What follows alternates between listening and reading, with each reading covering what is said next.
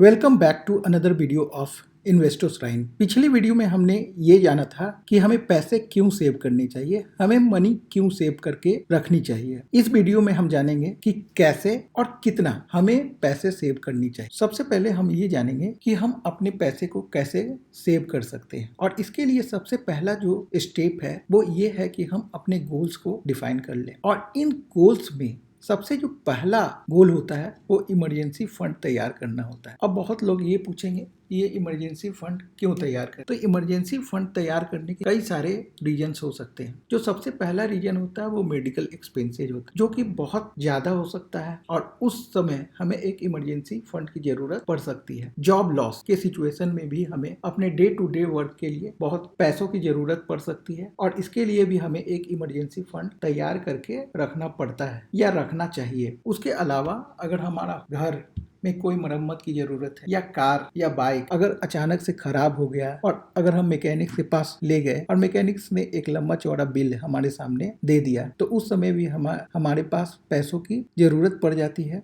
इस कंडीशन में भी हमें एक इमरजेंसी फंड होना ही चाहिए। अब इमरजेंसी फंड को समझ लेने के बाद हम अपने बाकी सारे गोल्स को सेट करेंगे, और इन सब गोल्स में कौन कौन से गोल्स आ सकते हैं। इमरजेंसी फंड को तैयार कर लेने के बाद हमें अपने डिफाइंड गोल पे फोकस करना चाहिए। ये डिफाइंड गोल्स क्या क्या हो सकते हैं। इन डिफाइंड गोल्स में हमारा कई गोल्स हो सकता है, जिसमें घर खरीदना, कार परचेज करना, कई लोग वैकेशनल ट्रिप पे जाना पसंद करते हैं, तो इसके लिए भी हमें प्लान कर लेना चाहिए और इसे गोल के रूप में सेट करना चाहिए। इसके अलावा हमारे बच्चों के मैरिज और एजुकेशन के लिए भी जो पैसों की जरूरत भविष्य में आ सकती है, उसके लिए भी हमें गोल सेट कर लेने चाहिए। अब इन गोल्स को हम लॉन्ग टर्म और शॉर्ट टर्म के गोल्स पे सेट कर सकते हैं। लॉन्ग टर्म गोल्स वो गोल्स हो सकते हैं जो कि 10 साल, 15 साल, 20 साल के बाद इन सारे गोल्स जिन्हें हमने डिफाइन कर रखा है उन्हें हम अमाउंट में कन्वर्ट करके ले लेते हैं। जैसे सपोज कीजिए कि हमें घर परचेज करना है, तो उसके लिए हमें जो आज से 10 साल के बाद जो हम लोन लेंगे, और उस लोन में सपोज दैट 80 लाख हम लोन लेंगे, तो 80 लाख का जो 20% है वो 16 लाख आता है, और ये हमें बैंक को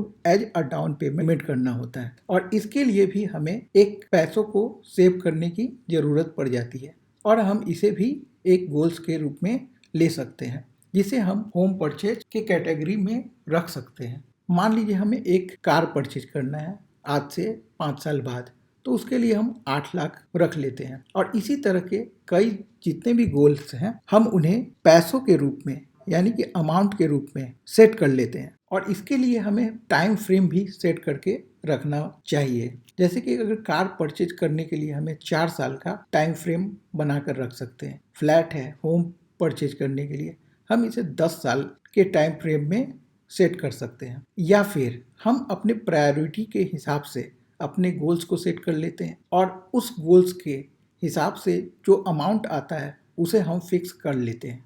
एक बार जब हम अपने गोल्स को फिक्स कर लेते हैं, उसके बाद हम अपने इन गोल्स के अमाउंट को फिक्स कर लेते हैं, और इसके लिए हमें इन्फ्लेशन, और अगर हम अपने गोल्स के लिए जो सेविंग करते हैं उसको म्यूचुअल फंड में SIP करते हैं, तो उससे जो रिटर्न प्राप्त होता है हमें उसे भी फैक्टर आउट कर लेना चाहिए। और इन दोनों इन्फ्लेशन और एक्सपेक्टेड रिटर्न्स को कंबाइन करके हमें एक अमाउंट फिक्स कर लेना चाहिए। सबसे पहले हम इन्फ्लेशन को समझ लेते हैं। इसके लिए हम मान लेते हैं कि आज के डेट में एक कार है जिसकी कीमत 5 लाख रुपए है, लेकिन क्या 4 साल के बाद इसकी कीमत इतनी ही रहेगी? नहीं, 4 साल के बाद इस कार की कीमत 6 लाख या 6.5 लाख रुपए हो जाएगी, और इसके पीछे जो रीजन है वो है इन्फ्लेशन। इन्फ्लेशन के कारण हर तरह के सामान में का प्राइस हमेशा बढ़ता रहता है। उसी तरह से अगर हम किसी व्हीकल में पैसों को इन्वेस्ट करते हैं, किसी इन्वेस्टमेंट व्हीकल में पैसों को इन्वेस्ट करते हैं, तो उससे भी हमें एक रिटर्न जनरेट होता है। तो इस फैक्टर को भी हमें अपने मंथली सेविंग्स के लिए कैलकुलेट करने के दौरान इंक्लूड करना चाहिए। इसे हम एक एग्जांपल से समझते हैं। मान लीजिए हमें 5 लाख का कार लेना है और हमें 4 साल के बाद इसे लेना है, तो हम इस 5 लाख को 48 मंथ्स में डिवाइड कर लेंगे, और इस बात का भी ध्यान रखेंगे कि हमें इन्फ्लेशन को भी ध्यान में रखना है, और जिस भी इन्वेस्टमेंट व्हीकल में हम इस पैसे को पार्क कर रहे हैं उससे सपोज दैट हमें 9% का एनुअली इंटरेस्ट मिल रहा है, तो हमें इसके लिए 8600 पर मंथ के हिसाब से सेव करना होगा, और ये 8600 पर मंथ कैसे आया, इसके लिए हम क्लियर टैक्स गोल प्लानर जो कि इंटरेस्ट को कैलकुलेट करके बताता है। और इस तरह से हमें अपने मंथली सेविंग्स को, अपने गोल्स को अचीव करने के लिए फिक्स करना चाहिए। समझेंगे कि हम अपने इनकम को, अपने एक्सपेंसेज को, अपने सेविंग्स को, या कह ले कि अपने बजट को कैसे फिक्स करेंगे। इसके लिए सबसे फेमस जो रूल है वो है थंब रूल। थंब रूल को समझने के लिए सबसे पहले आप अपना जो थंब है उसे आप देखें। ये 3 पार्ट में बटा हुआ रहता है। जो पहला पार्ट होता है वो पूरे थंब का हाफ पार्ट होता है, मतलब 50% होता है। इसे आप अपने नीड्स के रूप में बांट सकते हैं। ये नीड्स क्या होता है? नीड्स होता है जैसे रेंट है, ग्रोसरीज है, मेडिकल एक्सपेंसेज है, बिल्स है। इन सब को हम लोग अपने नीड्स में लेते हैं, जो डेली बाय डेली आपको जरूरत पड़ती रहती है, और इसमें से आप कुछ भी कमी नहीं कर सकते हैं। अब जो दूसरा पार्ट है वो लगभग 30% के करीब होता है। अंगूठे का जो दूसरा पार्ट है, जो पहले पार्ट के ठीक नीचे आता है, वो लगभग अंगूठे के 30% के बराबर होता है, और इसे हम वांट्स के रूप में देखते हैं।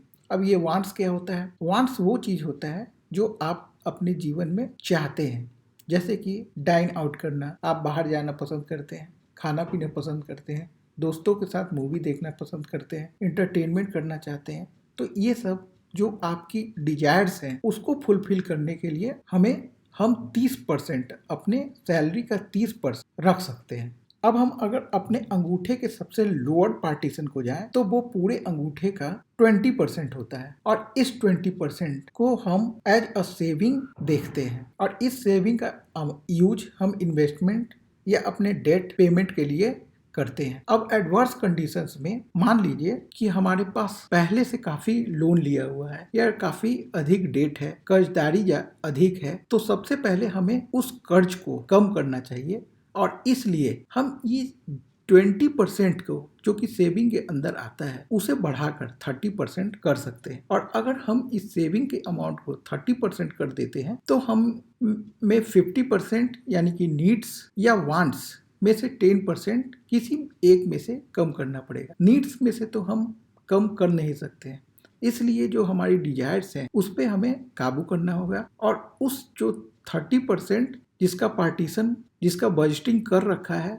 उसे कम करके हमें 20% करना होगा। यानी कि अगर हम अपने डिजायर्स को कम कर दें, यानी कि 20% पे ले आए, तो हमें इसमें से 30% में 10% रिड्यूस करना होगा, और इस तरह से हम अपने बजट को भी प्लान कर सकते हैं। जब हम अपने गोल्स को सेट कर लेते हैं और उसके अकॉर्डिंग गोल्स को अचीव करने के लिए एक फिक्स्ड अमाउंट कैलकुलेट कर लेते हैं, तो हमें उस कैलकुलेटेड अमाउंट को ऑटोमेटिकली एक डेडिकेटेड अकाउंट में ट्रांसफर कर देना चाहिए। ये डेडिकेटेड अकाउंट SIP भी हो सकता है, या हाई यील्ड इंटरेस्ट वाला कोई सेविंग अकाउंट में भी हो सकता है, ताकि आपके पैसे न सिर्फ सेव हो बल्कि वो इन्फ्लेशन को बीट करते हुए एक अच्छा कॉर्पस भी क्रिएट करके दे। और इस अमाउंट को हमें रेगुलरली ट्रैक भी करते रहना चाहिए, क्योंकि हो सकता है कि जिस इन्वेस्टमेंट व्हीकल में हमने इन पैसों को पार्क किया है वहाँ एक रीजनेबल रिटर्न नहीं बन रहा हो,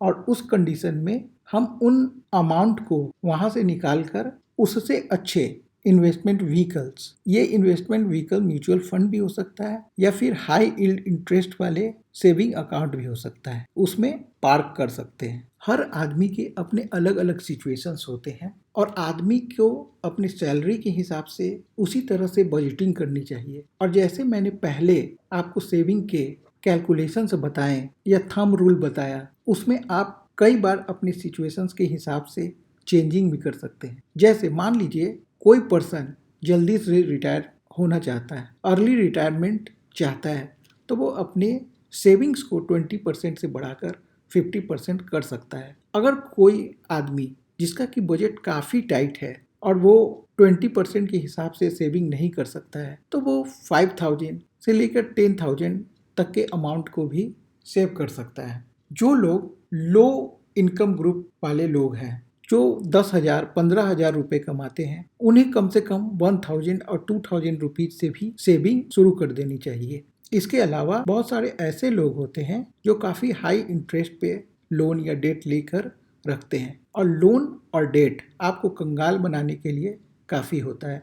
और इसके लिए ज़रूरी होता है कि आप इस लोन और डेट को प्रायोरिटाइज करें, क्लियर करें, और इस लोन और डेट को क्लियर करने के बाद ही आप अपने इन्वेस्टमेंट के जर्नी को फॉलो करें। यही आइडियल होता है। इस तरह से आपने देखा कि हर आदमी को अपने सिचुएशंस के हिसाब से अपने सेविंग्स को प्रायोरिटाइज करना चाहिए, और इस तरह से आप अपने इन्वेस्टमेंट की जर्नी को पूरा कर सकते हैं। तो ये था आज के वीडियो में। अगर ये वीडियो आपको इन्फॉर्मेटिव लगा हो तो आप हमें लाइक सब्सक्राइब कर सकते हैं। मिलते हैं ऐसे ही नए वीडियो में अगली बार। तब तक के लिए धन्यवाद।